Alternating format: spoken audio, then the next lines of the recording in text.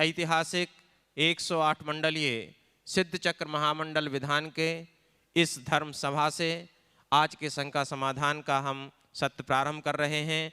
हम सब एक बार दोनों हाथों को कमल आकार लेकर के हाथ जोड़ करके गुरुवर के चरणों में नमोस्तु निवेदित करेंगे और प्रार्थना करेंगे कि हे गुरुवर, हम सबकी शंकाओं का समाधान प्रदान करके हमारे जीवन को उन्नत बनाने का पथ प्रशस्त करें। हे गुरुवर नमोस्तु नमोस्तु नमोस्तु। और प्रतिदिन की भांति आज हमारे गुणायतन परिवार में श्री वृद्धि हुई है। कुछ नए सदस्य हमारे गुणायतन परिवार से जुड़े हैं। मैं उन सदस्यों को यहाँ पर आमंत्रित कर रहा हूँ और उनका नाम उच्चारण कर रहा हूँ। मैं दो निर्माण निधि के रूप में दो सदस्य हैं, वो अपने स्थान पर खड़े होकर के गुरुदेव का आशीर्वाद प्राप्त करेंगे। श्री सुनील जी जैन, श्रीमती किरण जैन, मोहंदरा पन्ना, यदि हों तो अपने स्थान पर खड़े हो जाएं और पूज्य गुरुदेव का आशीर्वाद प्राप्त करें। दूसरे निर्माण निधि के रूप में जुड़े हैं सौसुधा नेमीनाथ मंडपे, कोल्हापुर, महाराष्ट्र। ये भी अपने स्थान पर खड़े हो जाएं और पूज्य गुरुदेव का आशीर्वाद प्राप्त करें। बंधुओं, हमारे गुणायतन परिवार में गुणायतन में स्वर्ण कार्य के लिए दो परिवारों ने अपनी ओर से स्वर्ण दान प्रदान किया है। मैं आमंत्रित कर रहा हूँ स्वाति संदीप मेहता, पुणे, महाराष्ट्र। इन्होंने एक 20 ग्राम सोने का रिंग गुणायतन को समर्पित किया है। जोरदार कलतर ध्वनि से हम इनका अभिनंदन करते हैं। यदि उपस्थित हों तो मंच पर आ जाएं। बोला ओ। दूसरे श्रीमती अलका कोठारी, धर्मपत्नी स्वर्गीय अशोक लाल कोठारी, वैभव कोठारी, सौ दीपाली कोठारी, शिवा सनम रासीन करजात कोठारी परिवार, अहमदाबाद, गुजरात। इन्होंने लगभग 70 ग्राम स्वर्ण की चूड़ियाँ गुणायतन में स्वर्ण कार्य हेतु समर्पित की हैं। हम इनके भावों की अनुमोदना करते हैं। तालियों की गूंज जरा गहरी होनी चाहिए।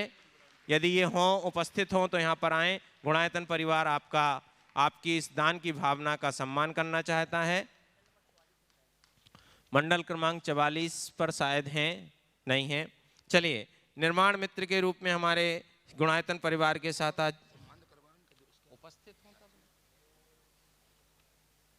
निर्माण मित्र के रूप में हमारे साथ जुड़े हैं श्रीमती माया जैन, सुनील जैन, संस्कृति जैन, बिलासपुर, छत्तीसगढ़। यदि उपस्थित हों तो आ जाएं, आइए। और मैं इनके सम्मान के लिए सादर आमंत्रित कर रहा हूं श्री प्रेमचंद जी, संध्या जी जैन, गुणायतन ट्रस्टी, सागर। ये आएँ और श्रीमती माया जी, सुनील जी, संस्कृति जैन, बिलासपुर, छत्तीसगढ़ परिवार का सम्मान करें। निर्माण मित्र के रूप में हमारे साथ जुड़े हैं। एक बार जोरदार करतल ध्वनि से हम इनका वंदन करते हैं। निर्माण सारथी के रूप में आज दो परिवार हमारे परिवार गुणायतन परिवार से जुड़े हैं। सर्वप्रथम श्रीमती चंद्रकला जैन, ज्योति मयंक सिंघवी, उदयपुर, राजस्थान। ये हमारे बीच में उपस्थित हों, मंच पर आएँ। गुणायतन परिवार आपका हार्दिक अभिनंदन, आपके भावों की अनुमोदना करता है। और द्वितीय परिवार के रूप में श्रीमती पुष्पा जी जैन, नरेंद्र कुमार, रेणु जैन, प्रमोद, वंदना जैन, पारस जैन, बड़ोदरा, गुजरात। ये भी निर्माण सारथी के रूप में हमारे साथ जुड़े हैं। हम इनको भी मंच पर आमंत्रित करते हैं। गुणायतन परिवार इनका हार्दिक अभिनंदन करता है। जो भी महानुभावों का नाम उच्चारण किया जा रहा है, यदि उपस्थित हों तो शीघ्रता के साथ मंच पर आते जाएं। आज ट्रस्टी के रूप में हमारे साथ जुड़े हैं श्री अशोक कुमार जी, शशि प्रभा बगड़ा, आकाश अंकित बगड़ा, गुवाहाटी, असम। ये गुणायतन ट्रस्टी पहले से हैं और आज सेवायतन के ट्रस्टी के रूप में जुड़े हैं। मैं इनको आमंत्रित कर रहा हूं। श्री अशोक जी, शशि कुमार जी, प्रभा बगड़ा परिवार उपस्थित हैं, नहीं है, परोक्ष रूप में जोरदार करतल ध्वनि से हम इनका अभिनंदन करते हैं। सूत्रधार से ट्रस्टी के रूप में हमारे साथ आज जुड़े हैं श्री चंद्र प्रकाश जी जैन, श्रीमती उर्मिला जैन, नोएडा, उत्तर प्रदेश। मैं इनको भी आमंत्रित कर रहा हूं कि ये भी आए। आइए। श्री अरविंद जी राजा, ट्रस्टी, जबलपुर, ये आए। और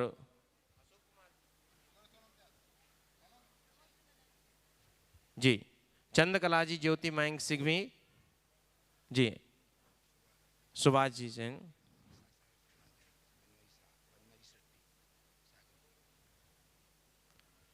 जी अरविंद जी। इसके बाद पुष्पा जी उपस्थित हैं जी, आ रहे हैं। इनके सम्मान के लिए मैं आमंत्रित कर रहा हूं श्री मोहनलाल जी गंगवाल, गुवाहाटी, और श्री NL जैन साहब, जयपुर। जोरदार करतल ध्वनि से इनके भावों की अनुमोदना करें।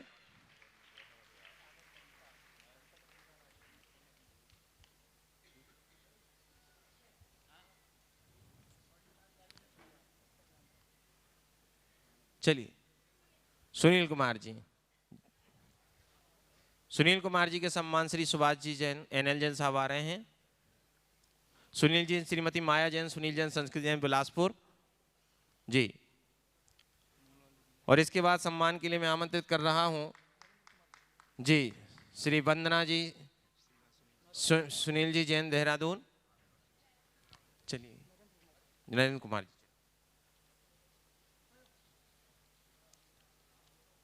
श्री पुष्पा जैन, नरेंद्र कुमार, रेणु जैन, प्रमोद, वंदना जैन, पारस जैन, बड़ोदरा गुजरात, ये हमारे निर्माण सारथी के रूप में हमारे साथ जुड़े हैं। सुनील जी,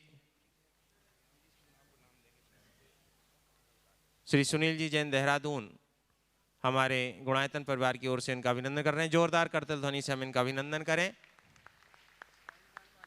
हाँ, और अब श्रीमती अलका कोठारी जी, धर्मपत्नी स्वर्गीय अशोक कोठारी, वैभव कोठारी, दीपाली, सीवा, सनम, रासीन, करजात, अहमदाबाद, गुजरात, इस परिवार ने लगभग 70 ग्राम स्वर्ण जो है वो गुणायतन के लिए समर्पित किया। मैं इनको आमंत्रित कर रहा हूँ, आए और इनके सम्मान के लिए श्री विजय जी चंद्रकला जी पाटनी, सुशीला जी पाटनी आइए।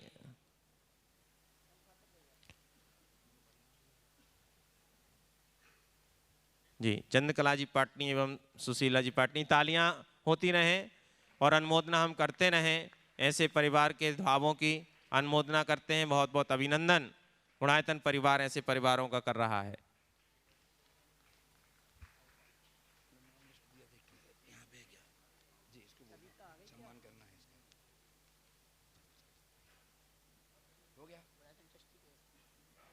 जी, और आज सूत्रधार से ट्रस्टी के रूप में हमारे साथ जुड़े हैं श्री चंद्र प्रकाश जी जैन, श्रीमती उर्मिला जैन, नोएडा उत्तर प्रदेश परिवार। इनके सम्मान के लिए श्री विजय कुमार जी गंगवाल गुवाहाटी और मोहित जी जैन कत्था वाला परिवार कानपुर से हमारे बीच में हैं। श्रोमणी संरक्षक गुणायतन, साथ में श्री पदम कुमार जी शाह, मोहित भैया, हाँ ये इनका है, चंद्र प्रकाश जी जैन आइए। जोरदार करतल ध्वनि के साथ ये आज संस्थापक सदस्य के रूप में गुणायतन परिवार से जुड़े हैं। और एक और गुणायतन परिवार से संस्थापक सदस्य के रूप में नया परिवार जुड़ा है जो स्तंभ से ट्रस्टी बने हैं Shri Dharmchand ji Jain, Shrimati Sushila Jain, Sanjeev Jain, CA Sandeep Jain, doctor Sanjay Jain, engineer Sanyogita Jain, Jabalpur Madhya Pradesh, ये हमारे बीच में उपस्थित हैं। मैं इनको सम्मान के साथ बुला रहा हूँ और इनके सम्मान के लिए आमंत्रित कर रहा हूँ श्री अतुल जी शीतल लाधानी, श्रोमणी संरक्षक गुणायतन बक्सरा गुजरात आइए। अशोक जी जी आइए, अशोक जी बगड़ा, शशि प्रभा बगड़ा, आकाश अंकित बगड़ा गुवाहाटी आसाम, ये भी हमारे बीच में है। मैं इनके सुभाष जी जैन सीईओ गुणायतन,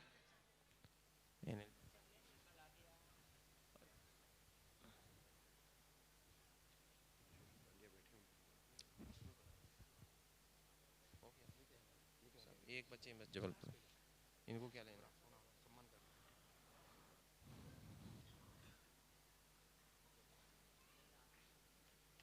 आ जाए आ जाए।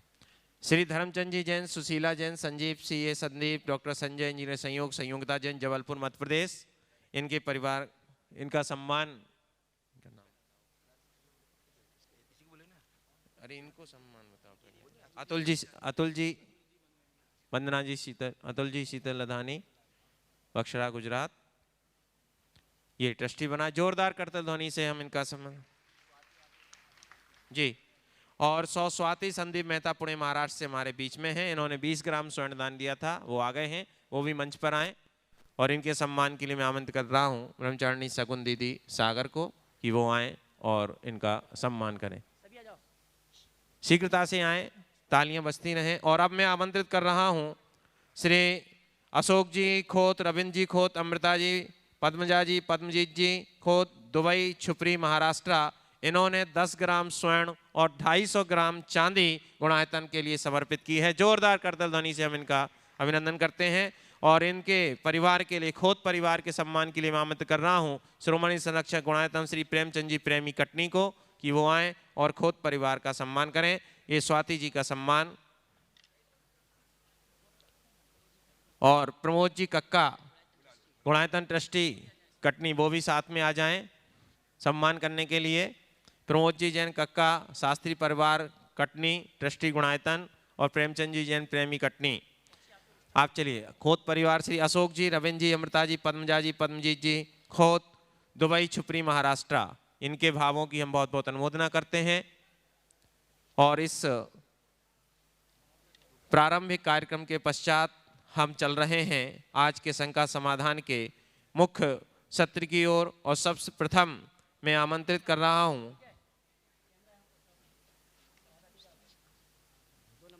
जी श्री अतुल जी, और बाद में चलिए 2 नंबर से श्रोमणी संरक्षक गुणायतन श्रीमती राज दुलारी, राजेंद्र, गीता, अनिल, ममता, प्रवीण, नमन, अलिसा, यस्का, निकिता, शुभम, युक्ति जैन गन्नौर परिवार। और इसके बाद तैयार रहेंगे मंडल क्रमांक 4।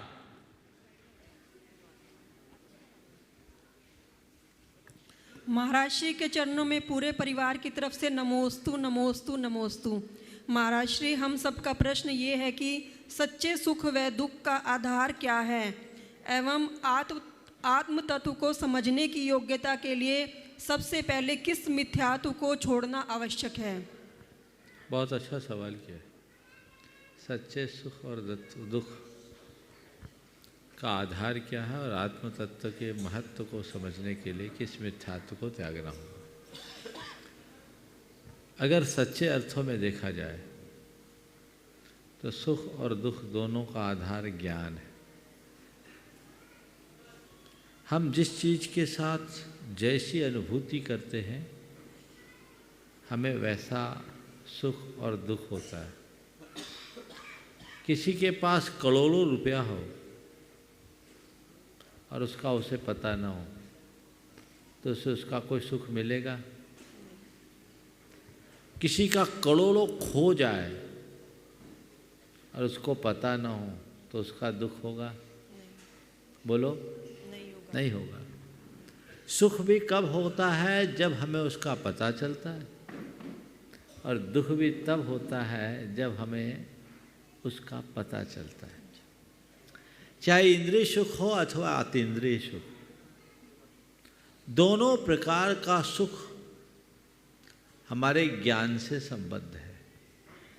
रसगुल्ला खाने में सुख मिलता है, पर कब? जब खाते समय आपका ध्यान होता है तब।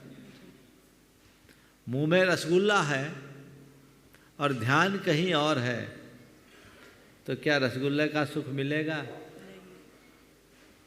तो ज्ञान ही सुख का कारण है और ज्ञान ही दुख का कारण। हमारे गुरुदेव बहुत अच्छे शब्दों में कहते हैं, ज्ञान दुख का मूल है, ज्ञान ही भव का कूल, राग सहित प्रतिकूल है, राग रहित अनुकूल। चुन चुन इसमें उचित को, मत चुन अनुचित भूल। सब शास्त्रों का सार है, समता बिन सब धूल। तो इस ज्ञान को पाओ, और जिसे आत्मज्ञान हो गया वो सांसारिक सुख दुख से ऊपर उड़ जाता है। आपने पूछा आत्म तत्व के महत्व को समझने के लिए कौन से मिथ्यात्व को छोड़ना होगा। मैं शरीर हूँ और शरीर आदि पर द्रव्य संयोग मेरे हैं, इस मान्यता से जब तक मुक्त नहीं होंगे हम आत्म तत्व का महत्व नहीं समझ पाएंगे और सच्चे अर्थों में परम सुख की अनुभूति नहीं कर पाएंगे। जो मैं हूँ उसे जानो, जिसे ज्ञान हो जाता है, भान हो जाता है कि मैं एक शुद्ध चेतनात्मा मात्र हूँ, उसे बाह्य सुख दुख प्रभावित ही नहीं करते, क्योंकि उसे लगता है कि ये मेरा सुख नहीं, ये मेरा दुख नहीं, ये पर द्रव्य है। तो पर में इस प्रकार की आत्मबुद्धि मनुष्य को रुलाती है, उससे हम बचेंगे तभी अपना जीवन बेहतर कर पाएंगे। नमोस्तु महाराज श्री। द्वितीय मंडल क्रमांक 4 से मंडल पुण्यार्जक श्री अनिल जी जैन दुर्गापुर हमारे विश्वमणि संरक्षक गुणायतन उपस्थित नहीं है। अगले मंडल क्रमांक 6 से देखिए अच्छा भी, हाँ, आप अपनी 6 नंबर, हाँ तैयार रहेंगे। मंडल क्रमांक 6 सभी महाराज जी के चरणों में नमस्ते इच्छामी। महाराज जी मैं पिछले कई वर्ष से शिविर में आ रहा हूँ और विधान में। पिछली बार मेरी पत्नी की तबीयत खराब हो गई थी, 3 दिन का विघन पड़ा था। अभी मेरे सिर पे लग गई है, मैं अभिषेक से भी वंचित हो गया हूँ, क्योंकि कर्म का छीण है। क्या है पर ये कर्म जा रहे हैं तो थोड़े उत्पात मचा के जा रहे हैं, पर ये समझो आप जीत रहे हो। पिछले अंतराय से इस बार का अंतराय कम है, अगली बार आओगे खत्म हो जाएगा। माने कांच के बर्तन शुद्ध होते हैं? हाँ? कांच के बर्तन शुद्ध होते हैं क्या? कांच के बर्तन अशुद्ध नहीं होते, लेकिन उसको एक बार जूठन के बाद शुद्ध करने की प्रक्रिया सही होनी चाहिए। नमस्ते महाराज। मंडल क्रमांक 6 से श्री प्रेमचंद जी जैन, संध्या जैन, उपकार एजेंसी परिवार सागर संस्थापक सदस्य तैयार रहेंगे। मंडल क्रमांक 8। नमोस्तु गुरुदेव, नमोस्तु गुरुदेव, नमोस्तु गुरु। छुल्लक जी महाराजों को इच्छा में। महाराज श्री, ये विधान जो हो रहा है उसका नाम सिद्ध चक्र मंडल विधान है, जबकि इसमें अरहंत, आचार्य, उपाध्याय, साधु सभी की अर्घ्य चढ़ाए गए हैं और जाप में भी सभी का नाम है, तो फिर इसका नाम सिद्ध चक्र मंडल क्यों रखा गया? अरहंत, सिद्ध, आचार्य, उपाध्याय, साधु सब सिद्ध है। सिद्ध परमात्मा पूर्ण सिद्ध है और ये एक देश सिद्ध है। इस सिद्धों के चक्र में ये भी समाहित हो जाते हैं और यही सिद्ध बनेंगे तो हम अपने सिद्धि के पथ को प्रशस्त करने के लिए सिद्ध चक्र में सबकी आराधना करते हैं। नमोस्तु गुरुदेव। मंडल क्रमांक 8 श्री प्रेमचंद जी जैन, माया जैन, अरहन जैन, बिट्टू पायल जैन, प्रेमी परिवार कटनी। महाराज श्री के चरणों में सही बात। नमोस्तु नमोस्तु नमोस्तु। महाराज श्री, 2 प्रकार के व्यक्ति देखने में आते हैं, एक जो हमारा जिक्र किया करते हैं और दूसरा जो हमारी फिक्र किया करते हैं। तो महाराज श्री, मेरा प्रश्न ये है कि जिक्र और फिक्र में श्रेष्ठ व्यक्तित्व किसका है? एक जो हमारी जिक्र किया करते हैं। अच्छा, एक जिक्र करते हैं, एक फिक्र करते हैं, दोनों में श्रेष्ठ कौन है? तुम ही बताओ, जिक्र करने वाले को पसंद करते हो या फिक्र करने वाले? फिक्र करने वाले। तो फिर मुझे कहने की ज़रूरत ही नहीं है, तुम्हारे सवाल में ही उत्तर समाया हुआ है। हम इस चीज़ों को समझे और आगे बढ़े। हाँ बंधुओं, आज एक बहुत ही सुखद संयोग हमारे साथ जुड़ा है। हमारे बीच में एक महाव्यक्तित्व हमारे बीच में है। मैं उनको बड़े सम्मान के साथ आमंत्रित करना चाह रहा हूँ। All India anti terrorist front के चेयरमैन श्री मनिंदर जीत सिंह जी विट्टा आज हमारे बीच में हैं। जोरदार करतल ध्वनि के साथ हम उनका अभिनंदन करते हैं। वो आए, गुरु चरणों में नमोस्तु निवेदित करते हुए आशीर्वाद प्राप्त करें और उनके साथ गिरीश जैन जी हैं, वो भी आए। मैं इनके सम्मान के लिए आमंत्रित कर रहा हूँ गुणायतन कार्याध्यक्ष श्री NC जैन साहब, महामंत्री श्री अशोक जी पांड्या और अन्नू जी अजमेरा गया, ये आए और आदरणीय MS बिट्टा जी का सम्मान करें। और राजू जी जैन बॉम्बे भी इनके साथ हैं।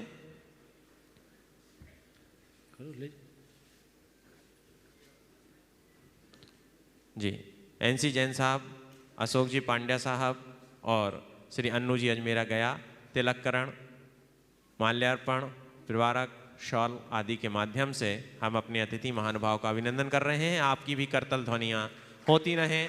अतिथि देवो भवः, इस परंपरा के निर्वहन में आपकी भी सहभागिता बनी रहे।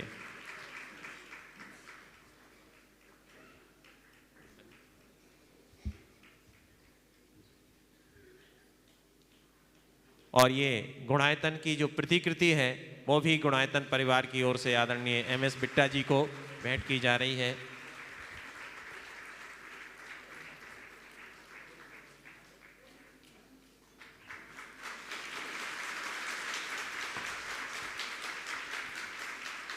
देखिए, बहुमान है गुरुदेव के प्रति, गुरुदेव के उपक्रम के प्रति कि जो गुणायतन की प्रतिकृति आदरणीय बिट्टा जी को भेंट की गई, उन्होंने उसको अपने मस्तक पर रखा।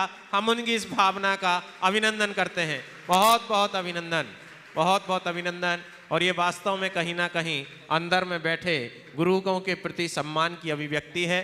और सम्मान के इस क्रम के बाद मैं हम निवेदन कर रहा हूं आदरणीय बिट्टा जी से कि वो 2 शब्द कहें। जय महावीर, जय आदिनाथ जी महाराज। मैं आज बड़ा भाग्यशाली हूँ कि मुझे परमान सागर जी महाराज के तपस्वी समाज को दुनिया के अंदर हमारी एक संस्कृति को एक नई दिशा देने वाले, जज्बा देने वाले, हौसला देने वाले, राष्ट्र के लिए, धर्म के लिए आज उन्हें मुझे उनके चरणों में आने का अवसर मिला। मैं कल से आया हूँ। पहले पालिटाना आदिनाथ जी के महाराज के चरणों में 5 दिन पहले दर्शन हुए और आज मैं सुबह ऊपर दर्शन करने भगवान महावीर के चरणों में जाऊंगा। जब मैं अनु जी के साथ आ रहा था, जैन जी के साथ, तो रास्ते में मैंने महाराज जी के दर्शन किए और मैं सोच नहीं सकता था कि मैं जहाँ जा रहा हूँ कि महाराज जी वहीं हैं, मैं इनके दर्शन कर पाऊँगा। ये मेरे मन में विचार आया कि मैं दर्शन कैसे करूँगा, कब करूँगा, क्योंकि कुछ ऐसे स्लोगन लिखे थे जिनको मैं खड़े होकर पढ़ रहा था, जो उनके प्रवचन थे। जब मैंने उनके दर्शन किए, मैं बड़ा शुक्रिया अदा किया भगवान महावीर जी का, आदिनाथ जी का। मैं कोई राजनीतिक व्यक्ति नहीं हूँ, पर मेरी आस्था जैन धर्म, वो पवित्र धर्म के चरणों में, सबके चरणों में, महाराज जी के चरणों में जुड़ी हुई है। और मैं बड़ा भाग्यशाली हूँ। मैं अपने दोस्त गरीश जी, राजू जी, हर्षद जैन जी, जो मेरे समाज के मेरे दोस्त हैं, मैं इनका बड़ा शुक्रिया अदा कई बार करता हूँ। मानक चांद धारीवाल जी की पत्नी शोभा धारीवाल जी, उनकी बेटी जानवी जी, मैं कई बार कहता हूँ मैं बड़ा शुक्रगुजार हूँ। अगर आपसे मैं ना जुड़ा होता शायद मुझे इस धर्म का ज्ञान ना होता। धर्म सब अच्छे हैं, किसी धर्म में कोई बुराई नहीं है, पर जो जैन धर्म है, जो हमारे संतों का धर्म है, तप जप त्याग, काली सड़क के अंदर, कड़क सर्दी के अंदर, तन पे कुछ नहीं, भगवान के साथ तारे जुड़ी हुई हैं। हमें बुलेट प्रूफ गाड़ियों में सर्दी लगती है, पर इनको ना सर्दी लगती है, ना कंकर गिरता है, क्योंकि ये भगवान के भेजे हुए फरिश्ते हैं। मुझे याद है कई वर्ष पहले मैं बालाजी, एक हनुमान जी का मंदिर है, मेहंदीपुर में जाया करता हूँ हर महीने। तो क्या देखा, कड़क सर्दी के अंदर, दिसंबर के अंदर, अंदर जंगल के पास कुछ हमारे महाराज जी जा रहे हैं, कड़क सर्दी के अंदर। हम बुलेट प्रूफ गाड़ी में, मुझे सर्दी लग रही थी, पर आगे एक झंडा दिखाई दिया। मुझे पता नहीं था ये जैन धर्म का झंडा है। मैंने एक अपने दोस्त को पूछा, ये झंडा किस पार्टी का है? उसने कहा ये जैन धर्म का झंडा है। आगे जैसे देखा, चरणों में कुछ नहीं। मैंने कहा गाड़ी रोक लो, गाड़ी रुकी, फिर कहा गाड़ी चला दो। उसने कहा गाड़ी रोकने को बोला, गाड़ी चलाने को बोल दिया। मैं कहा मैंने इसलिए गाड़ी को रोका कि मैं उनके उतर के दर्शन करूं, पर मन में विचार आया तो उतरेगा तो आगे पीछे कमांडो खड़े हो जाएंगे, उनकी तो भगवान से तारे जुड़ी हुई हैं। आज भी वो चरण मेरी आंखों के सामने है और मेरी आस्था निकली। जैन धर्म का इतिहास इतना बड़ा, और मैं बार बार उन तीर्थ स्थानों पे जाने का मुझे मौका मिलता है। अभी जूनागढ़ गया, कहाँ कहाँ मुझे जाने का मौका मिलता है। केवी सिंघवी परिवार पावापुरी के अंदर 550 एकड़ का आश्रम, सेवा, कॉलेज, यूनिवर्सिटी, बच्चों के लिए, पर शोर नहीं मचाता धर्म, सेवा करता है, दिल से करता। सबसे ज्यादा टैक्स जैन धर्म इस राष्ट्र को अपना योगदान देता है। और जब ये कहा जाता है हम तो बड़े थोड़े हैं, मैं कह ना, गुरु गोविंद सिंह जी उस वक्त कहा करते थे, उनकी फौजें कहा करती थी हमने लड़ना नहीं किसी से, पर जब मजलूमों के ऊपर अत्याचार होता था, किसी धर्म और मजहब का हो, सामने कृपानें होती थी, मजलूमों का कत्लेआम होता था, आवाज आती थी 1.25 लाख में एक लड़ाऊं, फिर गोविंद नाम कहलाऊं, चिड़ियों से मैं बाज लड़ाऊं, फिर गोविंद नाम कहलाऊं। हमारा तो धर्म कहता है जियो और जीने दो, और पैगाम जाता है। मैं अपने राजू भाई जी से कल जब नीचे से आ रहा था ऊपर, मैं कहा राजू भाई जी, मैं एक सवाल पूछना चाहता हूं। मैं तो धर्म में चरणों में चला गया, अब मुझे कईयों ने जैन कहना शुरू कर दिया, मुझे फख्र होता है। मैं कहा इतना पवित्र धर्म, इतना त्याग, हमारी साधवियां, हमारे संत महाराज, पर दूसरे लोगों को इसका क्यों पता नहीं है। मुझे राजू भाई कहने लगे, कहते जैन धर्म में संतों का, हमारी साध्वी महाराज का प्रचार नहीं होता कि हम ये करते हैं। हम जो करते हैं राष्ट्र के लिए करते हैं, मानवता के लिए करते हैं, दुनिया में कहते हैं कि हर व्यक्ति सुरक्षित रहे और मेरे पांव के आगे कीड़ा भी ना जाए। और मेरी एक जिंदगी में आदत बन गई, मैं अपने सुरक्षा वालों को कहता हूँ, कभी भी मेरा लंबा सफर तय हो, मैं सोया हूँ, जहाँ हमारे संत महाराज के चरण जाते हूँ, मेरी गाड़ी रोक लेना। और जब उनके चरणों को छूता हूँ, आशीर्वाद लेता हूँ, लोगों को पता चलते ये तो महापुरुष बहुत बड़े आचार्य थे। आदत बन गई। पीछे पुलक सागर जी महाराज के गुरु जा रहे थे नीचे सड़क के अंदर, सुबह मैं महाराज जी को बता रहा था, नई सड़क बनी, मैंने आगे वायरलेस पे मैसेज भेजा कि मैं संतों के दर्शन करने हैं। कड़क गर्मी थी, कहते 70 किलोमीटर मुड़ना पड़ेगा। मैं कहता 200 किलोमीटर मुड़ना पड़े, ये मेरी आदत है, मैं दर्शन करूंगा। गाड़ियां वापस मुड़ी, उनको ढूंढा, उनके दर्शन किए। फिर दोबारा जब गया, मैंने इजाजत मांगी, मैं आपके चरणों को सेवा कर सकता हूं। उन्होंने हंस के मुझे चरणों की सेवा दी। मैं उनके एक पवित्र कपड़े से उनके चरणों को साफ करके बड़े खुशी से उन्होंने मुझे आशीर्वाद दिया। जब आंखों में सिर पे रखा तो वो वीडियो वायरल हो गया। और पंजाब के अंदर वो कौम, सिख कौम, जो मजलूमों के लिए सजाई गई, बेसहारों की रक्षा के लिए सजाई गई, उन चंद लोग जो बेगुनाहों का कत्लेआम करने वाले, जो कहते सिर्फ हम हैं और कोई नहीं, उन्होंने कहा बिट्टा ने गलत किया, सिर क्यों झुकाया, चरणों को क्यों छुआ, चरणों की सेवा क्यों की। मुझे बड़े बड़े चैनल वालों का फोन आया, मैं कहा मेरे सामने आ जाओ, मैं बताता हूं। फिर मैंने बताया मैं कौन है ये जैन धर्म, वो जैन धर्म जिनके टोडरमल जैन, जब गुरु गोविंद सिंह महाराज, जिनके 2 साहिबजादों को, एक की उम्र 7 साल, एक की 10 या 12 साल, नींव में चिनवा दिया गया। औरंगजेब के वक्त कहा संस्कार के लिए जगह नहीं मिलेगी, माता जी के लिए जगह नहीं मिलेगी। टोडरमल जैन निकले, 400 करोड़ की प्रॉपर्टी को बेच करके, अशुभरियों को ऐसे नहीं खड़ा करके उनके ऊपर संस्कार किया। वो टोडरमल जैन, वो जैन धर्म। और उसके बाद गुरु गोविंद सिंह महाराज ने बोला, टोडरमल जैन जी कुछ मांगो। कहता एक चीज मांगता हूं, मेरी औलाद ना हो, कोई ये कहने वाला ना हो कि आपके साहबजादों के लिए मेरे पिता टोडरमल जैन जी ने 400 करोड़ उस वक्त दिया था।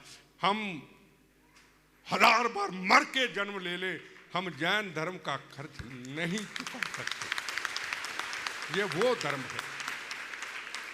आज मैं जहां भी जाता हूं, संत महाराज के चरणों में गया, कल महावीर जी के भगवान के चरणों में, आदिनाथ जी के चरणों में, जूनागढ़ में।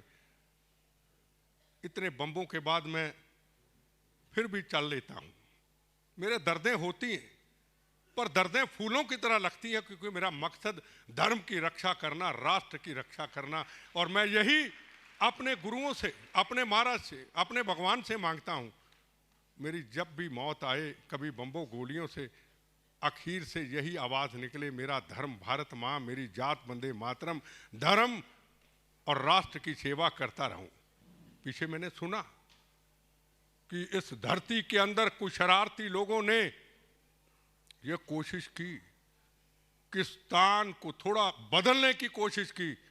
मैं कच्छ में अपने गिरीश जी राजू भाई के साथ था, हमारे जैन धर्म के फंक्शन में वहीं ऐलान कर दिया, अगर हमारे जैन धर्म की किसी स्थान के अंदर को पवित्रता को नुकसान पहुंचाने की कोशिश करेगा, सबसे पहले बम्बों से बचा हुआ शरीर का हिस्सा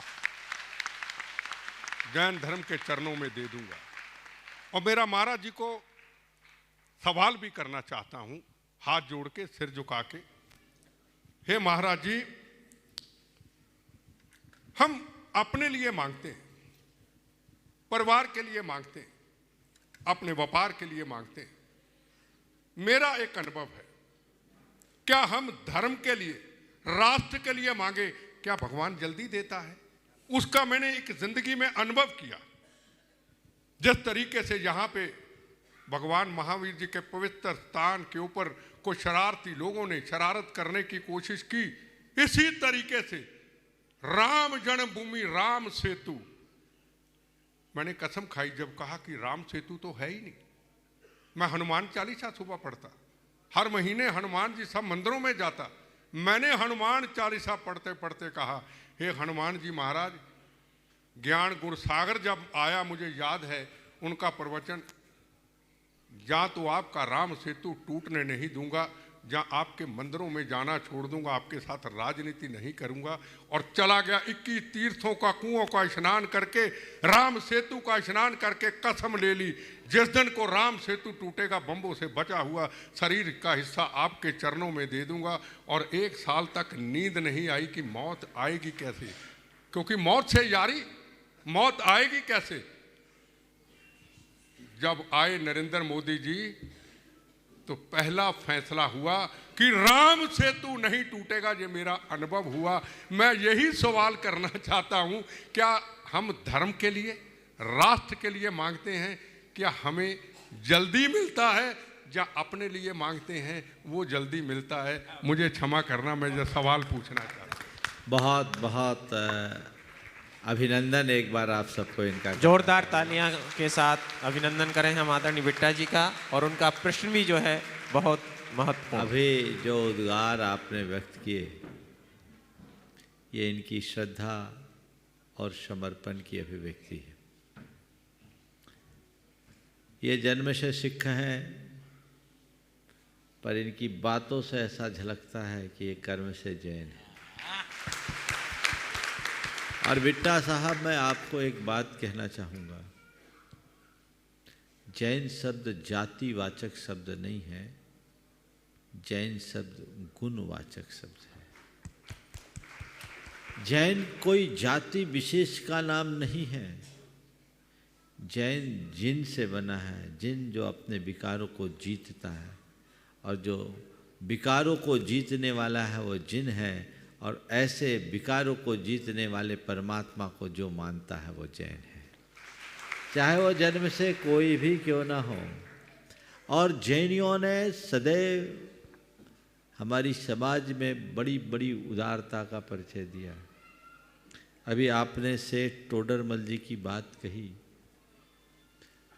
जब 2 साहबजादों के अंतिम संस्कार के लिए जगह देने की बात आई, तो वहाँ के जो नवाब थे उसने कहा कि उनकी अंत्येष्टि के लिए मैं जगह दूंगा जब सोनों से बिछा देगा, सोनों के सिक्के से कोई बिछा करके जगह देगा। उस समय सेठ टोडरमल ने कहा ठीक है मैं बिछा दूंगा। तो फिर कहा, उसका लालच बढ़ गया, ये तो बिछा देगा, इसके पास इतने सोना है, तो खड़े सिक्के लगा करके रखो। खड़े सिक्के, जैनियों को पता नहीं होगी ये घटना। खड़े सिक्के तो उनने खड़े सिक्के लगा के नापे और उसके लिए अपनी संपत्ति बेची जो उस जमाने में 450 करोड़ के मूल्य की थी। ये जैनियों का त्याग है। और उनने बाद में गुरु गोविंद सिंह ने बोला कि तुम मांगो हमसे क्या मांगते हो, तो उन्होंने एक ही बात कही कि आप अगर हमें कुछ देना ही चाहते तो इतना दो कि मुझे कोई औलाद मत देना, ताकि मेरी पीढ़ियां आकर ये ना कहे कि हमारी ज़मीन पर इनके पुत्रों का अंतिम संस्कार हुआ। ये आदर्श है जैनों का। और बिट्टा साहब एक बात और आपसे कहूँगा, अभी जब मैं पटना में था, पटना साहब के बाजू में ही हमारा प्रवास था, वहाँ एक जानकारी मिली गुरु गोविंद सिंह जी का जन्म पटना साहब में हुआ और पटना साहब जो बना है वो भी 16 सराय जोहरी के ही भवन में बना है और उनका जन्म भी वहीं हुआ। गुरु तेग बहादुर जो गुरु गोविंद सिंह जी के पिता थे, वो उनका आसाम की यात्रा के लिए निकले थे और उस समय बीच में उनका प्रवास अज्ञात प्रवास था और उस प्रवास के दौर में 16 सराय जोहरी ने अपनी उदारता का परिचय देकर उनका साथ निभाया था और बाद में अपनी पूरी संपत्ति भी वहीं छोड़ दी थी। आज भी उस पटना साहब के बाजू में लगभग दीवार से दीवार लगी एक जैन मंदिर भी है। ये इस बात का प्रमाण है कि जैनियों ने सिखों के साथ कितना त्याग और समर्पण का संबंध रखा है और हमेशा से जैन और सिख बहुत आपस में हिल मिल करके रहे हैं। तो ये बातें पूरे समुदाय को मालूम होनी चाहिए और जो इन चीज़ों को समझते हैं वे उनकी अभिव्यक्ति बिट्टा जी जैसी ज़रूर होती है, इसमें कुछ कहने की बात नहीं। आपने बहुत अच्छा सवाल किया कि अपने लिए मांगने की जगह अगर राष्ट्र और धर्म के लिए मांगे तो शायद वो जल्दी पूरा हो जाता है। तो मैं इसके उत्तर में एक ही बात कहूँगा, भगवान बड़े और बड़ा काम करते हैं, छोटा काम नहीं करते। बड़ों का काम बड़ा होता है, छोटा काम वो नहीं करते। वो सोचते छोटा काम तो ये खुद कर लेगा, जो इससे नहीं होगा वो हम करेंगे, इसलिए भगवान से काम कराना है तो हमेशा बड़ा मांगो, छोटा मांगने का काम ही मत करो। और बिट्टा साहब एक बात बताता हूँ, इस विषय में जैन दृष्टिकोण बहुत ध्यान देने योग्य है। जैनों के यहाँ भगवान से प्रार्थना करने के क्रम में अपने लिए कुछ नहीं मांगा जाता। ऐसा कहा जाता है कि तुम भगवान के सामने अपने लिए कुछ मांग रहे हो तो तुम याचक हो, अपने लिए कुछ मत मांगना। तुम्हें जीवन मिल गया, जन्म मिल गया, तुम सब कुछ पा गए, तुम इतने समर्थ हो कि सब कुछ पा सकते हो। मांगना है, प्रार्थना करना है तो क्या करो, क्षेमम सर्व प्रजानां प्रभुवतु बलवान धार्मिको भूमिपालः काले कालच च सम्यक वर्षतु मघवा व्याधियो यान्तु नासम दुर्भिक्षम चौरमारी क्षणमपि जगता मास भुज्जीव लोके जैनेन्द्रम धर्म चक्रम प्रभुवतु सत्यम सर्व सौख्य प्रदायी। प्रत्येक जैन जब भगवान की आराधना करता है तो स्वयं तो अपने लिए कुछ नहीं चाहता, व्यक्तिगत निराकुलता और सारे संसार की शांति, यही उसकी मूल भावना और कामना हो। तो अंत में शांति पाठ करते हुए कहता है, भगवान होवे सारे प्रजा को सुख, मेरे घर में नहीं, सारे प्रजा को सुख, होवे सारे प्रजा को सुख, तिल भर न रहे। वो नीचे चले गए। सोवे सारी प्रजा को सुख, बलयुत हो धर्मधारी नरेशा, होवे वर्षा समय पे तिल भर न रहे व्याधियों का अंधेशा, होवे चोरी न जारी सुसमय भरते, होए न दुष्काल भारी, सारे ही देश धारे जिनवर वृष को जो सदा सौख्यकारी। तो होवे सारे प्रजा को सुख, मेरे घर में सुख नहीं, और जब सबको सुख मिलेगा तो मुझे मिलेगा ही मिलेगा। इसलिए आपने बिल्कुल सही कहा है, अगर मांगना ही है तो बड़ा मांगो, छोटा क्या मांगना। जब सबको शांति होगी तो मेरा नंबर तो अपने आप आ जाएगा। भगवान के चरणों में स्वार्थी बनकर मत जाना, परमार्थी बनकर जाना। जो खुद की बात करता है वो स्वार्थी है, जो स्वहित की बात सोचता है वह स्वार्थी है, और जो सर्वहित की बात कहता है वो परमार्थी है। हमारी संस्कृति स्व से सर्व की ओर बढ़ने की है, और ये तो सर्वात्म भूतात्म भावना का मूल है। तो हमें स्व से सर्व की ओर बढ़ने का प्रयत्न करना चाहिए, उस दिशा में आगे चलना चाहिए। आपने जो उद्गार व्यक्त किए हैं बहुत अच्छी बात है। आपने कहा 2 बार कि मेरा शरीर बमों से छलनी हो जाए। मैं समझता हूँ ऐसे लोगों के लिए बम भी कम पड़ेंगे, और ऐसे लोगों की शरीर छलनी नहीं होता, उनका तो जर्रा जर्रा लोगों के लिए प्रेरणा बनता है। आप ऐसी ही प्रेरणा लें और जिस मिशन पर आगे बढ़ें उसमें आगे बढ़ें। बहुत बहुत आभार। बहुत बहुत धन्यवाद और आभार ज्ञापित करते हैं। एक बार जोरदार करतनियों के साथ हम आदरणीय बिट्टा जी को इस स्थान से अपने स्थान पर प्रेषित कर रहे हैं। और बंधुओं, आज एक महत्वपूर्ण कार्य संपन्न हुआ। गुणायतन के मुख्य जिनालय में 5-6 प्रतिमाओं के पाषाण का शिला पूजन का कार्य संपन्न हुआ, जिसमें आज 2 शिलाओं का पूजन हुआ। पहली शिला का पूजन श्री अतुल शीतल वंदना निहाल लधानी बक्सरा गुजरात श्रोमणी संरक्षक गुणायतन परिवार, उन्होंने ये सौभाग्य प्राप्त किया। और द्वितीय शिला का शिला पूजन का सौभाग्य श्री कैलाश चंद जी, श्रीमती निर्मला देवी, मोहित प्रियंका मंत्र जैन कत्था वाला परिवार कानपुर, इन्होंने ये सौभाग्य प्राप्त किया। और इसके बाद एक शिला पूजन का सौभाग्य आरक्षित रखा गया। हमारे जैन समाज की यशस्वी स्वनाम धन्य भामाशाह Shri Ashok Kumar ji, Sushila ji Patni, RK Marble Wonder Cement परिवार के संगन। और यह शिला पूजन का कार्यक्रम आदरणीय अशोक जी की उपस्थिति में उनके कर कमलों द्वारा 26 तारीख को किया जाएगा। और एक और शिला पूजन का सौभाग्य प्राप्त किया CA विनय अंजना जी जैन, आदिश अनवी जैन रायपुर। किया नहीं है, सौभाग्य प्राप्त किया, ये करेंगे, शिला पूजन करेंगे, अपना सौभाग्य को उन्होंने आरक्षित किया है। और 2 सौभाग्य और आपकी प्रतीक्षा में हैं। जिन किसी महानुभावों का मन बनता है, उनकी भावना बनती है, कार्यालय में आदरणीय पंडित सुदर्शन जी से या अभय भैया से संपर्क कर सकते हैं और अपना स्थान आरक्षित कर सकते हैं। केवल 2 शिलाओं के पूजन का सौभाग्य शेष है। मुझसे पूछा है कि नहीं कि महाराज ये शिला पूजन क्या है, इसमें क्या होगा, इससे मंदिर बनेगा। हमने कहा भैया ये शिला पूजन का मतलब ये नहीं, ये मंदिर नहीं बनेगा, मंदिर के तो शिलाएं बहुत है, ये इन शिलाओं से भगवान बनेंगे।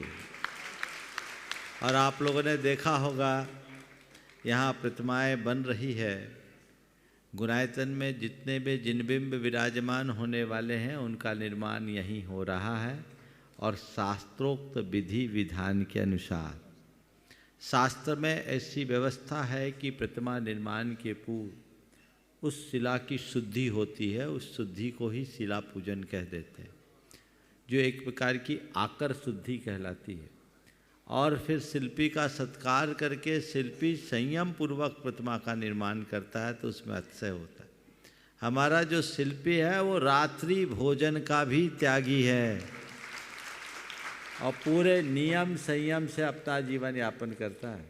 तो आज अभी 2 जिन प्रतिमाओं के लिए शिलाओं की शुद्धि की गई, अशोक जी की प्रतीक्षा में एक तीसरे मूल नायक की शिला अभी सुरक्षित, इसके अलावा 3 शिलाएं अभी और सुरक्षित, अभी तो और आनी है प्रतिमा जी, पत्थर आते जाएंगे, अवसर मिलता जाएगा।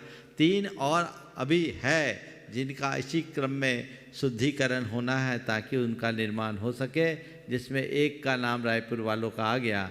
2 लोगों को अभी अवसर इस दौर में मिल सकता है, बाकी का कब नंबर आएगा कहाँ नहीं जा सकता। ये शुद्धि का दृश्य आप सब लोग देख रहे हैं। निश्चित ये महान पुण्य का कार्य है, आपके लिए भी बड़े हर्ष का विषय होगा कि ये वो भगवान हैं जिनके निर्माण की प्रक्रिया में मेरा हाथ लगा है। तो आज दोनों परिवारों को मैं लाधानी परिवार और कत्था वाला परिवार, जिनके साथ उनकी बेटी एक तीसरी बेटी ब्रह्मचारिणी सुनीता दीदी का भी महत्वपूर्ण रोल है, जो उस परिवार की प्रमुख सदस्य के रूप में जानी जाती है, और उन्होंने व्यक्तिगत रूप से भी अपना योगदान दिया है। एक बार पुनः इन सब का जोरदार अभिनंदन करें। आगे बढ़ें। और हमारे बीच में जो प्रश्न करो।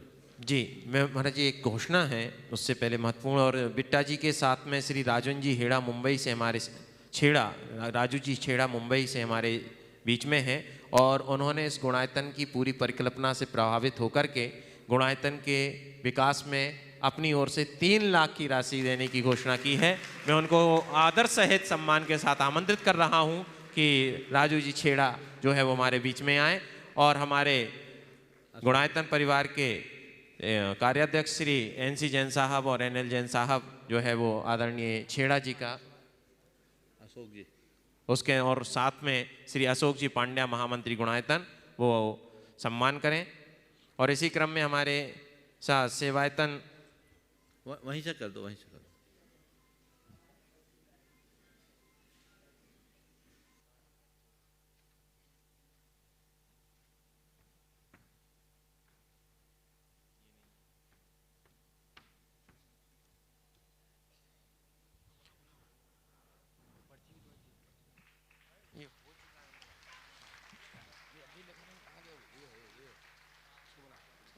हमारे बीच में डॉक्टर मयंक, पूनम, राजेश, विद्या, विकास, मोनाली, श्रीमती कुसुम जैन बरिया वाले तेंदुखोड़ा नरसिंहपुर, ये सेवायतन ट्रस्टी बने हैं, ये भी उपस्थित हैं, वो भी आएँ। और इनके सम्मान के लिए मैं श्री प्रदीप जी रचना जी जैन दिल्ली और श्री प्रदीप जी जैन नोएडा इनको आमंत्रित कर रहा हूँ कि वो ये तेंदुखेड़ा वाला नरसिंहपुर का सम्मान करें। कहाँ हैं?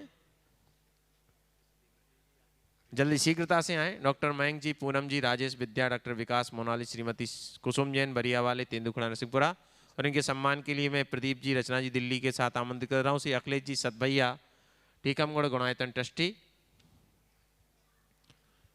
मैं तब तक आमंत्रित कर रहा हूँ मुख्य मंडल पुण्यार्जक श्री अतुल जी, शीतल, वंदना लाधानी, बक्सरा गुजरात की, वो एक प्रश्न अपना उपस्थित करें, उसके बाद तैयार रहेंगे मंडल क्रमांक 10। इनके बोलो। गुरुदेव के चरणों में मेरा बारंबार नमोस्तु नमोस्तु नमोस्तु। गुरुदेव, मेरा प्रश्न ये है कि जब हम पूजा करते हैं तो द्रव्य में जल सफ़ेद आता है और चंदन पीला आता है, बाद में अक्षत सफ़ेद आते हैं और पुष्प पीले होते हैं, बाद में नैवेद्य सफ़ेद होता है और दीप पीला होता है, बाद में जब आहारचर्या और पूजा के टाइम, तो पूजा के टाइम पीले कपड़े पहनने पड़ते हैं और आहारचर्या के टाइम सफ़ेद कपड़े पहनने पड़ते हैं। तो गुरुदेव, ये पीला सफ़ेद का चक्कर क्या है? देखिए, बहुत अच्छा सवाल किया है तुमने, कभी किसी ने इस तरीके से सोचा नहीं होगा। अब सवाल किया है तो उत्तर तो मुझे देना ही पड़ेगा। ये पीला और सफ़ेद क्या है, समझ गए? ये हमारी एक प्रकार की मनोवृत्ति का द्योतक है। हमारे जीवन में शुभ की शुरुआत जो होती है, जैन आगम में 6 लेशाएँ: कृष्ण, नील, कापोत, पीत, पद्म, शुक्ल। कृष्ण नील कापोत जो है काला, नीला और कबूतरी रंग, ये ग्रेजुअली घटता हुआ कालापन है, ये तीनों अशुभ लेशाएँ। और पीत यानी पीला रंग, पद्म यानी कमल जैसा रंग जिसमें हल्की हल्की लालिमा रहती है, और शुक्ल यानी एकदम हंस जैसा धवल रंग, ये 3 शुभ लेशाएँ। तो ये पीले से सफ़ेद की जो बात है, इसका मतलब हम शुभ क्रिया कर रहे हैं। पीत से स्टार्ट होता है इसलिए पीला, और उसका परम रूप सफ़ेद में जाता है इसलिए सफ़ेद, इसलिए कुछ पीला और कुछ सफ़ेद, ये अपना दृष्टिकोण हो सकता है ना? ऐसा मान लेना। चलो दूसरा सवाल। नमस्ते गुरुदेव। हाँ, गुरुदेव के चरणों में, गुरुदेव और महाराज जी के चरणों में कोटि कोटि नमोस्तु नमोस्तु नमोस्तु। सभी शुलक महाराज जी के चरणों में इच्छामि। गुरुदेव, मेरा प्रश्न ये है कि जैन का मतलब क्या है और जय जिनेन्द्र का मतलब क्या है? बहुत सुंदर। जैन का मतलब क्या है? अभी थोड़ी देर पहले मैंने कहा था, जैन कोई जातिवाचक शब्द नहीं, गुणवाचक शब्द है। तो जो जैन शब्द बना है जिन से, जो अपने आप को जीते वो जिन, और जो जिन के अनुयायी हैं वो जैन, जो जिन को अपना आदर्श मानते हैं वो जैन। एक विशेष बात, जिन किसी व्यक्ति का नाम नहीं है, जिन एक अवस्था है।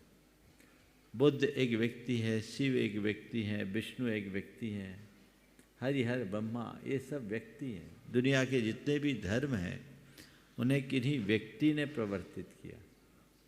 जैन धर्म को किसी व्यक्ति ने नहीं, जैन धर्म को जिनों ने प्रवर्तित किया। जिन जो अपने आप को जीत ले वो कोई भी हो सकता है, उसका कोई भी नाम हो सकता है।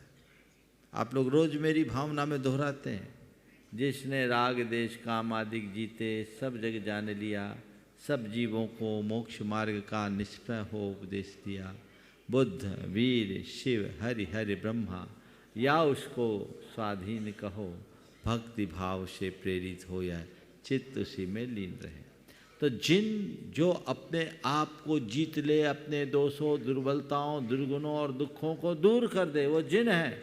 और जो उसको मानता है, जो उनके चरण चिन्हों में चलता है, वो जैन है। समझ गए? नमोस्तु और जय गुरुदेव। जिनेंद्र क्यों कहा जाता है, ये भी तुम्हारा सवाल था। जिनेंद्र जो जिनों में प्रधान है उसको बोलते हैं जिनेंद्र। तो जिनेंद्र की जय बोलने का मतलब है हम जिनेंद्र के अनुयायी हैं, हम जिनेंद्र के अनुयायी हैं, नहीं जिनेंद्र का अनुसरण करते हैं। तो एक दूसरे का अभिवादन करते हुए कहते हैं जय जिनेंद्र, तो वो कहता है जय जिनेंद्र, हम भी जिनेंद्र के पथ पर चलने वाले हैं, तुम भी जिनेंद्र के पथ में चल रहे हो, तो हम दोनों जय जिनेंद्र बोलते हैं। और हमारी भावना है संसार के हर प्राणी के मुख से निकले जय जिनेंद्र, जय जिनेंद्र, जय जिनेंद्र। ये भाव ताकि सब जिन का अनुसरण करे, सब जिन के पथ पर चलने के लिए तत्पर हो जाए, जय जिनेंद्र का ये। नमोस्तु गुरुदेव, नमोस्तु गुरुदेव। सेवायत ट्रस्टी के रूप में आज हमारे परिवार से जुड़े डॉक्टर मयंक, पूनम, राजेश, विद्या, विकास, मोनाली, कुसुम जैन, बरिया वाले, तेंदुखड़ा, नरसिंहपुर। और इनके सम्मान के लिए श्री प्रदीप जी रचना दिल्ली, प्रदीप जी जैन नोएडा और अखिलेश जी सतभैया टीकमगढ़ ट्रस्टी गुणायतन। और इसके बाद तैयार रहेंगे मंडल क्रमांक 10 से श्रीमती कीर्ति जी जैन, मृणाल जी जैन दिल्ली ट्रस्टी गुणायतन।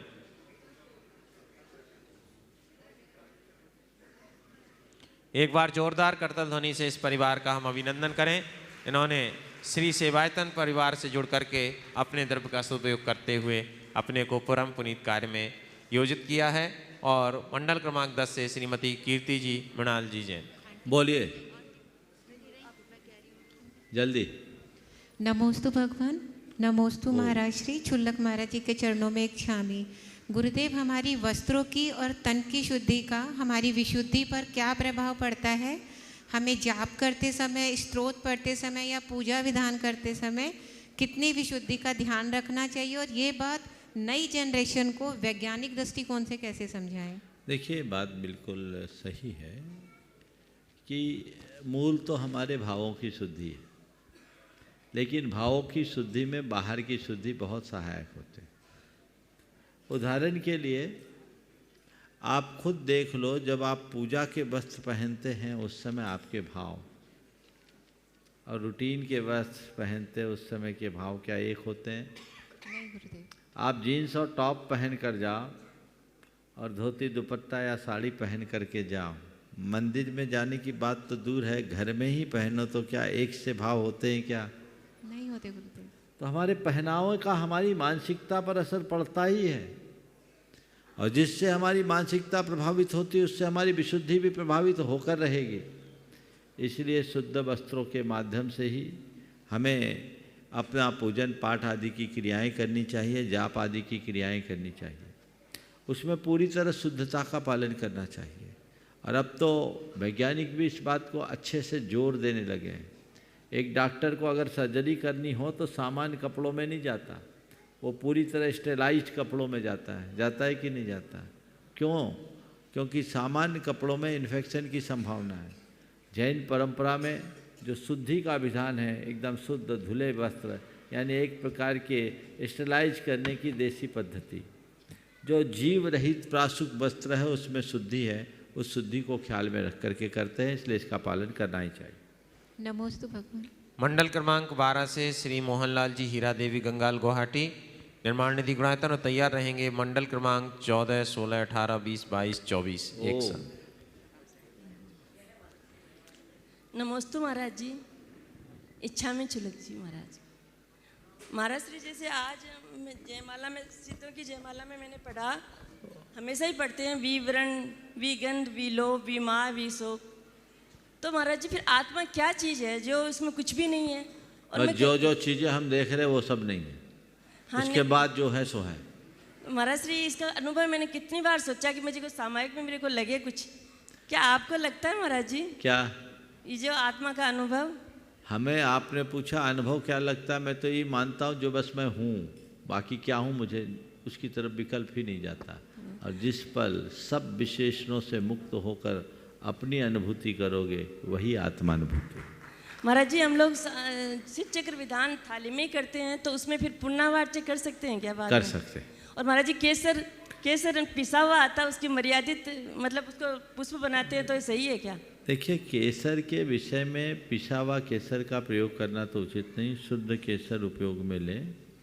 और पुष्प रंगने के विषय में जो एक हरश्रृंगार के पुष्प की बात है, अभी प्राय लोगों ने चलन से अलग कर दिया, लेकिन अभी मैंने देखा यहाँ हरश्रृंगार का केसर और हरश्रृंगार में कोई अंतर नहीं, समानता, और उसमें कोई जीव नहीं होते। मैंने 2 3 4 दिखवाया।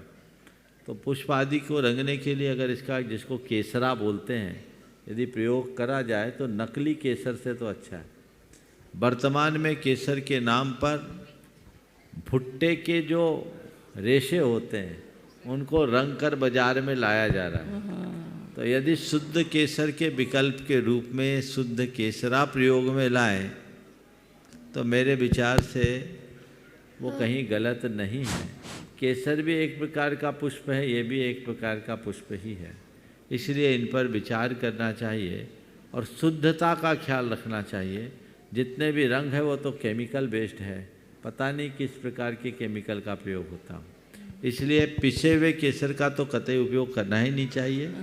बाकी केसर भी यदि शुद्ध हो तभी यूज में लेना चाहिए। और भारत है, भारत में मिलावट के बारे में तो कुछ सोचा ही नहीं जा सकता कहाँ क्या हो जाए, इसलिए इस पर सावधानी रखनी चाहिए। महाराज जी हम महिलाएं खड़ी होकर काव्य कर सकती है क्या? अब एक सवाल का नंबर 3 पूछ ली, पीछे दो। मंडल क्रमांक 14, 16, 18, 20, 22, 24 से एक साथ श्री डीसी जैन, महक, शकुन, निधि, एरा, एरिस और ये सभी एक साथ। अच्छा, 6 मंडल है, 6 सवाल होंगे इनके। पूरे परिवार का नमोस्तु महाराज श्री। महाराज जी अभी मैंने थोड़े दिनों पहले आचार्य श्री के आशीर्वाद से उपवास चिकित्सा पुस्तक पढ़ी थी। उसमें कई थे भी कि कैसे इलाज किया अगर काफ़ी मतलब असाध्य रोग भी दूर हुए थे उससे। तो इस पे थोड़ा चाह रहा था कि प्रकाश। बहुत सुंदर। पहले तो मैं चाहूँगा एक बार जोरदार करतल ध्वनि शेर का अभिनंदन कर दें। ये व्रती हैं और पूरे परिवार को लेकर के विधान संपन्न कर रहे हैं 6 मंडल लिए। और सबसे बड़ी बात आज इनका 3रा उपवास है। ये 8 दिवस का उपवास के साथ पूरा विधान संपन्न कर रहे हैं। बिट्टा साहब, ऐसे कई लोग हैं जो 8 दिन तक अन्न जल कुछ भी नहीं लेंगे और 6-6, 8-8 घंटे तक भगवान की पूजा करेंगे। डीसी जैन साहब भी उसी में शामिल हैं। आपके तप की अनुमोदना कीजिए और एक बार जोरदार अभिनंदन कीजिए। आपने पूछा उपवास चिकित्सा। उपवास चिकित्सा के ऊपर तो बहुत सारे शोध हुए हैं। जापान के एक वैज्ञानिक ने ऑटोफेजी नाम का सिद्धांत विकसित किया जिस पर नोबेल प्राइज मिले, जिसके अनुसार अगर हम उपवास करते हैं तो हमारे शरीर के विषाणु नष्ट होते हैं। कैंसर के कीटाणुओं को खुराक नहीं मिलने से वो जल्दी नष्ट होते हैं और व्यक्ति स्वस्थ हो सकता है। ऑटोफेजी में कहते हैं कि आपके 2 भोजन के बीच करीब 8 से 12 घंटे का अंतराल होना चाहिए और सप्ताह में 1 दिन उपवास तो होना ही चाहिए। अपनी इस मशीन को आराम नहीं देंगे तो मशीन सुचारू नहीं चल सकती। इसलिए उपवास को हमारी संस्कृति में बहुत पुरातन काल से कहा गया, लंघनम परम औषधम, लंघन परम औषधि है। तो ये सब चीज़ें हैं जिसे वैज्ञानिक आज बोल रहे हैं। हमारे देश में तो सदियों से ऐसा होता रहा। पश्चिम की भोगवादी संस्कृति में व्रत उपवास का कोई महत्व नहीं रहा, लेकिन भारत में तो व्रत उपवास से ही हमारा जीवन पलता और बढ़ता है। शुरू से ही व्रत उपवास, और ये देखें तो हमारी सबकी माताओं ने कितने व्रत उपवास किए तब हम पैदा हुए। ये तो हमारी परंपरा है। बिना व्रत उपवास के हमारा जीवन नहीं चलता। तो तो ये व्रत उपवास हमारे जीवन का एक बहुत बड़ा हिस्सा है। ये धारणा गलत है कि उपवास करने से शरीर में शिथिलता आती है। सच्ची बात तो यह है कि उपवास करने के बाद हमारे शरीर के टॉक्सिन्स चले जाते हैं और बहुत अच्छा फिटनेस होता है। तो व्यक्ति को अपनी शक्ति के अनुसार उपवास जरूर करना चाहिए। नमोस्तु महाराज जी, इच्छामी महाराज जी। हम दोनों पति पत्नी व्रती हैं। ये इनकी 8 प्रतिमाएं, हमारा इनके प्रति क्या कर्तव्य और इनका हमारे प्रति क्या परिवार और रिश्तेदारी के क्या कर्तव्य हैं, ये हमें समझाइए। देखो, बहुत अच्छी बात है, आप दोनों मोक्ष मार्ग में निकल गए। मैं तो ये कहूँगा कि आप लोगों ने अपनी पूरी जिम्मेदारी पूरी कर ली। अब जो समय आ गया वो खुद के प्रति अपनी जिम्मेदारी को पूरा करने का है। तो पहला प्रयास अपने आत्म उत्थान का होना चाहिए। घर परिवार की अब जिम्मेदारी के लिए बेटे बहुत समर्थ हैं। मैं समझता हूँ महक और निधि को इसमें कोई शिकायत नहीं होनी चाहिए। तो ये समर्थ है, वो जिम्मेदारियाँ उनको निभाने दीजिए। आप स्वयं के प्रति जो अपनी जिम्मेदारी उसको निभाइए। और कब तक एक दूसरे को पकड़े रहोगे? अब दोनों को अपना अपना रास्ता तय करना चाहिए। और महाराज जी, डीसी जैन साहब 8 प्रतिमा ले लिए हैं, अब थोड़ी सी तो कसर बची है। उनका रास्ता खुलने दो, और तुम्हें नाती पोता खिलाने में मन ज़्यादा लगता है तो तुम लगाते रहो, लेकिन अपना अपना रास्ता खोलना चाहिए। हमें अपने जीवन का पथ प्रशस्त करना है। यदि अपनी भलाई चाहते हैं, आत्मा का हित चाहते हैं, और ये चाहते हैं कि मेरा अंत संलेखना और संथारा के द्वारा हो, तब घर परिवार से थोड़ा सा अपने आप को मोड़ना होगा। आगे बढ़े बिना उत्कर्ष नहीं, इसलिए लक्ष्य बनाना चाहिए। और जो मार्ग उन्होंने पकड़ लिया, अब 8 है, अब धीरे धीरे और आगे बढ़ें ताकि जीवन का वास्तविक ठाठ आ सके। और महाराज जी, जैसे जेंट्स लोग कमा के लाते हैं तो उसमें पाप होता है, तो परिवार वालों को भी पाप लगता है। और जब दान करते हैं तो क्या है? देखो, पहली बात तो यह है कि जो पति कमा के लाया, घर के कोई भी प्रमुख कमा के लाए, उस कमाई संपत्ति को आप अपनी मानते हो कि उसकी मानते हो? अपनी मान। हाँ, सभी पूरे परिवार के लिए मानते हैं। अपनी मानते हैं। और एक पत्नी तो ऐसी पति की अर्धांगिनी है, तो जो भी पति की संपत्ति आधी हिस्सेदारी तो उसकी ऑटोमेटिक हो गई, हुई कि नहीं हुई? तो अगर पति ने कमाया और आपने, आपके मन में हर्ष हुआ, मेरे पति ने कमाया, ये मेरी कमाई है, मेरी संपत्ति आपकी संपत्ति हुई ना, तो आप संपत्ति तो मेरी, ये पाप मेरा नहीं, ये कहाँ का कानून? अगर संपत्ति में पाप कमाया तो पाप भी मेरे क्रेडिट खाते आएगा कि नहीं? और अब रहा सवाल दान दिया। पति दान दे और पत्नी हर्ष मनाए, बराबरी का पुण्य है। संयुक्त परिवार यदि है, भारत में तो आज भी संयुक्त परिवार की प्रणाली है। संयुक्त परिवार में कोई एक व्यक्ति दान देता है तो इसका मतलब ये नहीं कि उस व्यक्ति के खाते ही पुण्य आएगा। अगर देखा जाए तो संयुक्त परिवार में अविभाजित हिंदू परिवार एक्ट के अंतर्गत हर सदस्य की अपनी हिस्सेदारी है। तो जो उसने दिया, अपना कहाँ दिया? सबका दिया, और सबका दिया तो पुण्य भी सबके खाते में जाएगा। इसलिए मायूस मत होना कि वो दान दे रहे, हमारे हिस्से में कैसे आएगा। कभी कभी आप लोगों को बोल दिया जाता है जो देगा वही पाएगा, तुम्हारे पति ने दिया, पति का पुण्य पर तुम करोगे, तुम नहीं। जो सामूहिक व्यवस्था उसमें सामूहिक होगा, बशर्ते पति दान दे, पत्नी हर्ष मनाए, घर का मुखिया दान दे, परिवार के लोग नाचे गाए। इसके उलट पति दान दे और पत्नी मुंह बनाए, घर का मुखिया दान दे, बाकी सदस्य नाक भौं से कोड़े, तो ये पुण्य की जगह पाप का भी बंद कर लेंगे।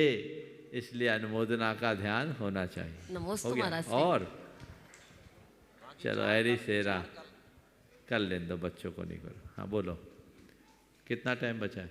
नमोस्तु गुरुवर। चलो मेरा बोलो। प्रश्न है कि पहला संस्कार पहला जन्मदिन, पहला पूजा, पहला अभिषेक और पहला विधान आपके चरणों में ही हुआ है। हाँ, बहुत सुंदर, बोलो। तो मेरे दादा बोलते हैं कि यह पुण्य और पुरुषार्थ का प्रसाद है। तो अब मुझे क्या क्या पुण्य और पुरुषार्थ करने पड़ेंगे ताकि मैं और चीज़ भी आपके चरणों में कर पाऊँ। बहुत सुंदर। पहले तो एक बार जोरदार करतल ध्वनि से इस बच्चे का अभिनंदन करें। संयोग था, जब मैं जयपुर में था, इसका पहला जन्मदिन था और इनके दादा ने और इनके माता पिता ने हर जन्मदिन अभी तक हमारे ही पास मनाया और विधान कराया। और अभी तो पूरे परिवार के साथ निश्चित ये तुम्हारा पुण्य कि तुम एक ऐसे घर में जन्म लिए और तुम्हारे माँ बाप के भी, तुम्हारे दादा दादी का भी ऐसा संस्कार और पुण्य कि तुम्हारे अंदर ऐसे भाव जगे। छोटे से बच्चे में भी वही भाव है। बस जो भाव अभी तुम्हें मिल रहे हैं इसको जगाते रखना। अभी तुम 8-9 साल के हुए हो, अब बस थोड़ा 12 साल के बाद संभलना।